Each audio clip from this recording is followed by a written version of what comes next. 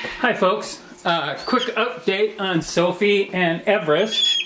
Today, Sophie is her 17 weeks, but still really strong feeding on her one feeding a day, which is right now.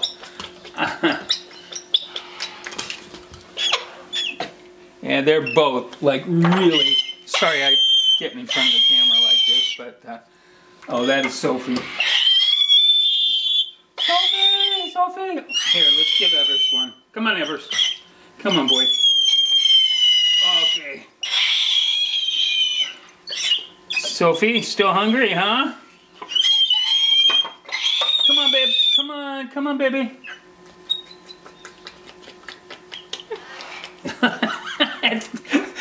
I mean, when they're big babies like this, it's so ridiculous.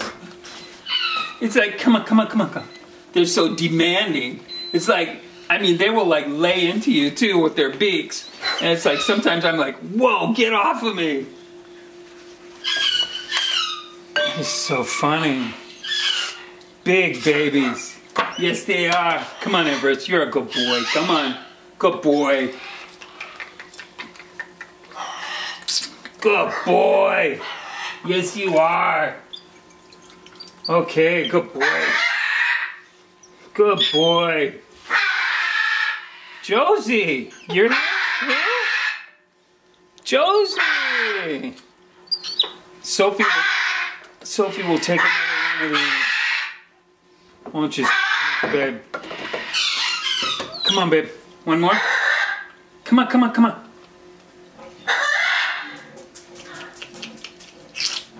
Whoa, what a mess. Look at that, what a mess. Ah.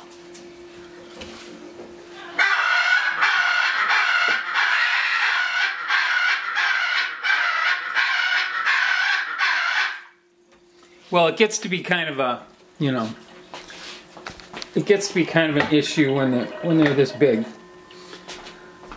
It gets a little more intense at feeding time. But I mean, this has really been kind of fun, I think, because we've been with Sophie since she was like 3 days old, and it's so fun to watch them turn into these. Well, not quite majestic yet, right? Come on, come here, baby, come here. No. I am good. Come here. One thing I found that when I'm coming at her, if I kiss her, like if I take her and go like this, I'll come here, baby. Come here. That distracts her. She does not like her face to be white. No. Come on. Up. Okay, up. Everest, how about you? Come on.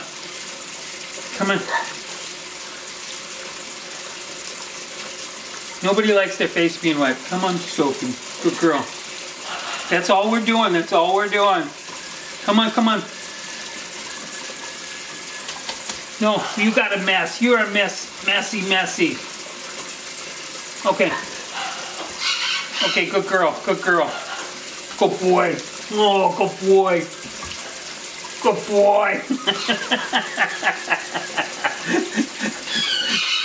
Oh my goodness, is this kind of wild? Oh, it really is. It's kind of wild. Come here, babe. Huh? How are we doing? I'm just gonna leave some hot water up here and let's see if we can. Oh, yes, shake it off. Come on, baby. Here, let me wipe your feet off too. Come on, let's wipe those feet off. Come on, let's wipe the feet off. Let's wipe those toes off. Come on. Everest, no. That doesn't mean we're getting up. No. You stay there. No. Come here, babe.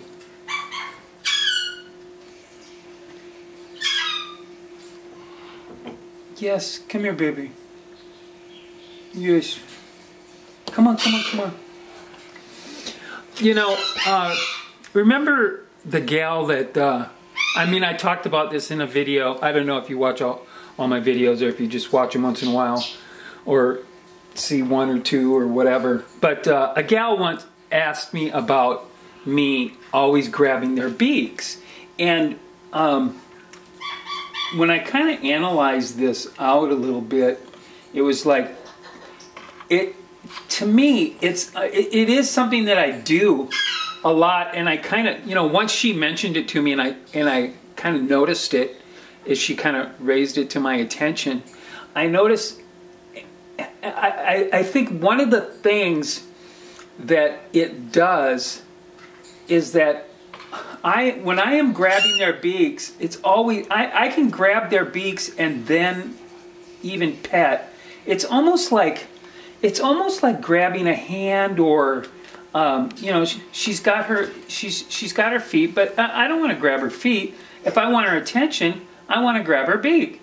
And one of the things that does, folks, is that they are so used to hands being, you know, in and around their face. It's like, it just gets them used to fingers being in their mouth without biting. And I just think it's kind of my way of just approaching them, dealing with them, and you know, taking, and they use it, you know, they use it for everything anyways. And it's almost like giving them a chance to bite it without an aggressive kind of a thing. It's more of a feely, touchy thing for them. And so I think I think when I do that, you know who's going to be the benefit of that is you. You know, when you get my babies, they're not going to be lashing out into you. They're not going to be clamping down on you and things like that. They're going to be, you know, they're used to it. They're used to the hand. Talk to the hand. Huh? Talk to the hand. Right? So they're used to it. Whether they always take it or not, it's like everybody's different, you know. As you can see, Sophie's okay. She doesn't like when I wipe her face after she eats, and she knows that she knows that I will do that, and because she eats sloppy. Everest is a little bit. Well, he doesn't like. Well, okay. Here's the thing. Everest is actually on 2 feedings a day. Sophie's on 1 feeding a day. So I actually had to pull him off of the 1 feeding a day. Although, let's see, today is his first time being fed today. But you know what? I'll feed him tonight also. Later probably, or we'll kind of see how it goes. How I've been kind of approaching him, and he was begging earlier, but what I did was I put the fruit and vegetables in the cage, and then I walked away, and then that took away the begging. So I'm kind of watchful for those things, and we're just kind of in that stage right now where because we're weaning and we're working at it. We're trying different things, and also I adjust according to what I see going on. So if he's not begging early in the day, then it's like, okay, well let's make sure that he gets into his fresh foods. Usually that's the first foods that they start to eat is apples, and mostly the apples. If it's not quite seasoned yet, but when corn on the cob comes, they will do that. What's the matter, baby? Huh? What's the matter with you, my girl? What's the matter, my girl? Huh?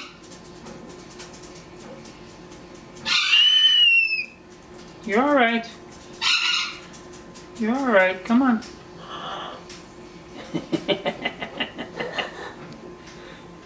What's up with you? Huh? What's up with you? These two are like, just like with each other. They're very good with each other. They both like when I bring this stand up into the cage, they just both just jump right on it, and they're really good with each other. And even though you can see they have a little bit of a different personality, Sophie's actually a little more vocal than Everest is, and she might be more prone to start talking, and she actually makes a little bit more squawking noises and things of this nature. Like if she gets wound up at you know how most birds have their, like that. See how she just kind of vocalized right there. I mean, that's actually the beginnings of starting to talk, and that's kind of how that goes when they start vocalizing. And you know, they start off with their little squawks, and you know, like if she's hungry, and I call over to the cage and I say, Sophie, Sophie, are you hungry? Then she'll squawk back at me, and you know, it'll go from a dead silence over there for a couple of hours. I say, Sophie, are you hungry? You know, like at night, if I walk in here at like 9 o'clock at night, I say, Sophie, are you hungry? Ah! She knows her name. She knows that question.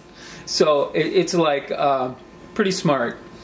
And no cupboards, no cupboards, no.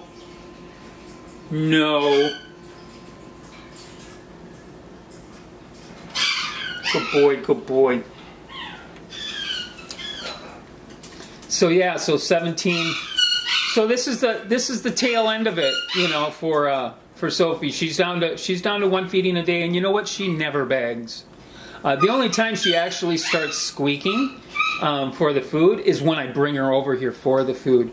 She does not beg for food, and she's completely she does go after all the fruits and vegetables, and her pellets, pretty bird pellets, and the seed mix that I put in there. So she's constantly, I see her over there all the time during the day. So she's eating really well, and her weight is really good, even though she's on 1 feeding a day. Come here, baby. Come here, babe. I want you to stay here, actually. Yes. Sorry. She's just a little more sensitive putting that hand over her head. But, you know, that's okay. That's why I always come up this way. Hey, every bird, you know, you just have to respect their boundaries. They're all different.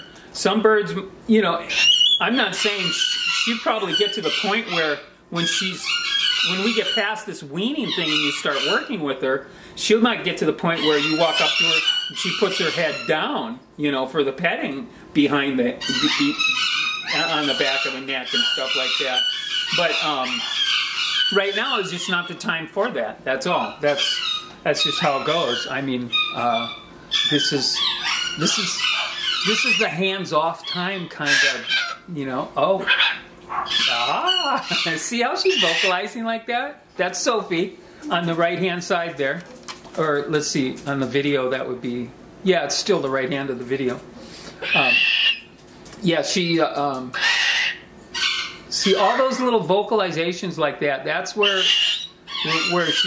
she'll start turning that into talking. Huh, Sophie? Good girl? You a good girl?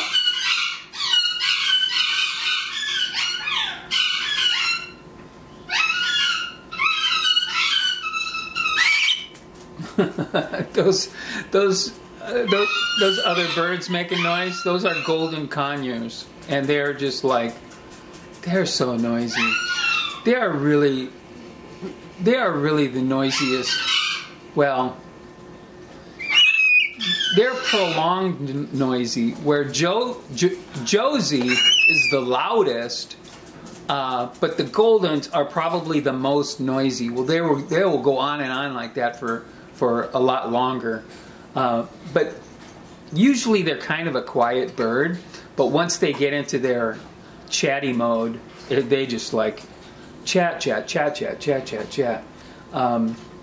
Everest, he's just a quiet boy. That's just the way he is.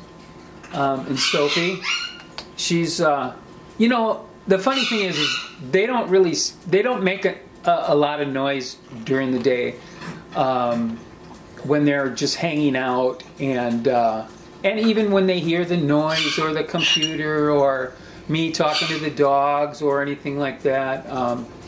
They're actually pretty quiet. The only time she starts to speak up is when I speak to her and when we start talking about food.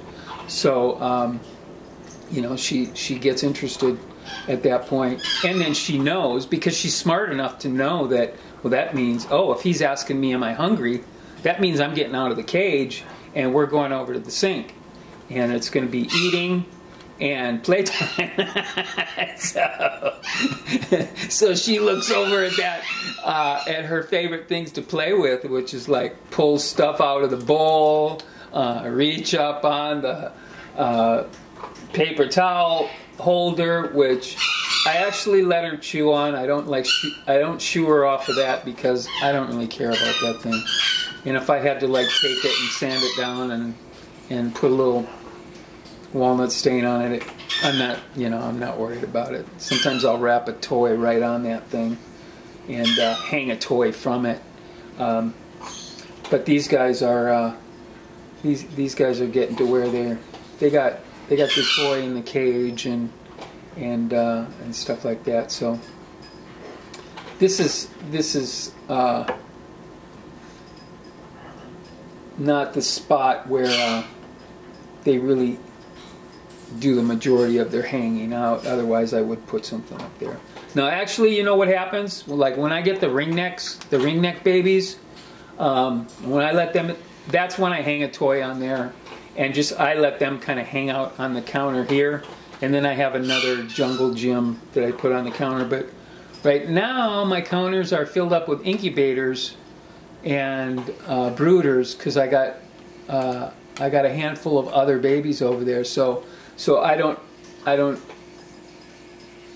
have a play spot for the cockatoos on the other counter there, like I do sometimes when I'm only dealing with a couple cockatoo babies. Right now it's ringneck season too, so I don't have a ton of them, but I got 3 babies. I got another couple eggs going to hatch that in the next couple of days. I got another cockatoo baby going to hatch this week too, and so got a lot of babies kind of going on. I got a pair of macaws that are a pair of scarlet macaws that are just about ready to sit, and they are proven pairs. So I hope they give me some babies this year. If they do, we're definitely going to start a series with the baby macaws. I'll do those from day one through weaning too, because that's going to be fun. I have some videos up on my website of macaws, but I only had them for a short while because I actually just foster cared those for a friend of mine that lives in the Minneapolis area. So that's it. Sophie, 17 weeks old, and probably looking at I think for Indu, as Sophie's new owner, Indu and her family, I think I projected 4/15 for a ready date, so we're going to be very close to that. Now, once I stop feeding Sophie, I still have to wait a week or two to make sure that she is gets past the begging and the one feeding a day. When we go to no feedings a day, I have to really watch that and make sure that the bird truly is weaned before I give it to someone, and I do that. So I always just try to encourage people. It's like, okay, we've come this far. Let's not rush it. You know, if we need another week to validate this, let's better safe than sorry. I don't want you having problems. I don't want them getting all stressed out. And see, these two, they play really well together. They're really good together.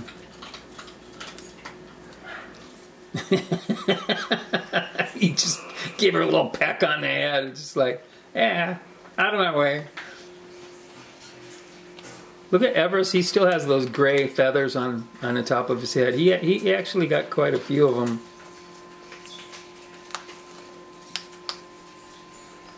All right, folks. Well, they're totally. You can see how that begging and that squeaking and that Sophie initially did when she was like really hungry. I mean, that's all forgotten about like right now, right? I mean, that's how this stuff goes, you know. That's why I say sometimes when you're watching a video like this, you're only watching 15-20 minutes.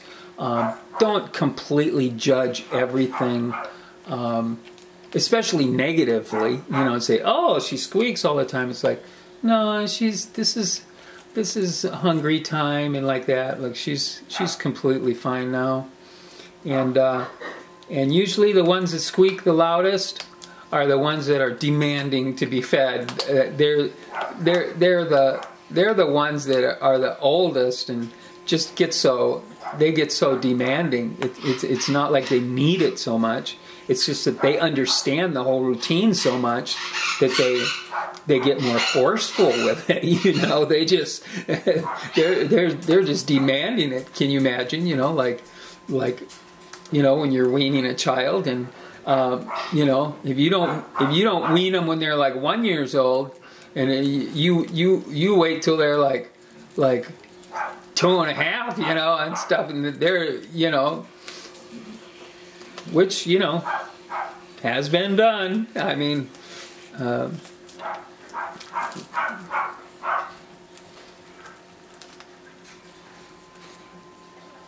they're really having at that little thing, aren't they? Well, we're just not in the picture anymore. They don't care about me talking over here or the dogs barking outside or anything that's going on. They could care less. They are busy, so I'm going to go put them back in their cage. So, folks, I want to thank you for listening, and thank you for watching, and thank you for all your generous comments that you do leave. Most of the people that see these videos are not on YouTube. They just go via my website, and I don't know. I really I don't know why I started doing a few on YouTube, except for it was just kind of an experiment, you know. And on my website, there's really not a place to leave comments. And then when I saw that, you know, some of the videos had quite a few views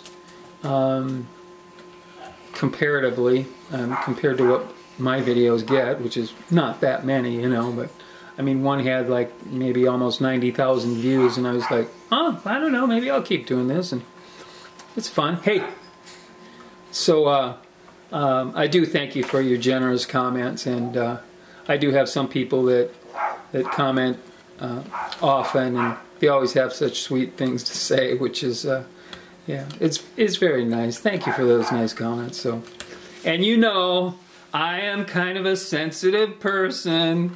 I take the harsh comments, and especially the ones that, like the mean tweets, I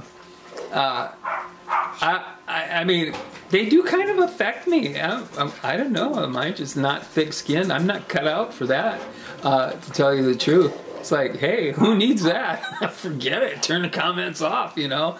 But I thought, no, I can be a little more thick-skinned than that. Don't worry about it.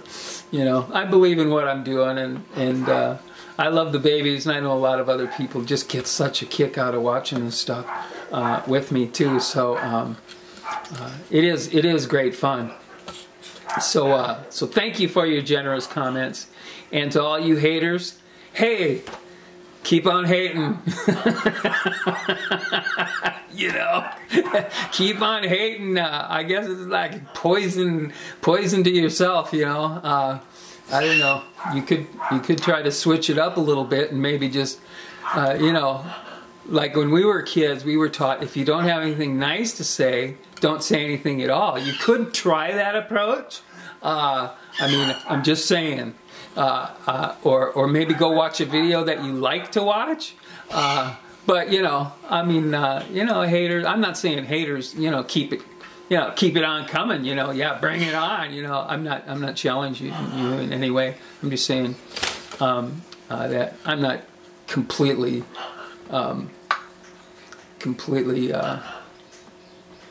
thrown off track. You know, when I see them, I mean, I can handle it, but it is weird. But anyways, thank you for listening. Thank you for watching. And folks, take care.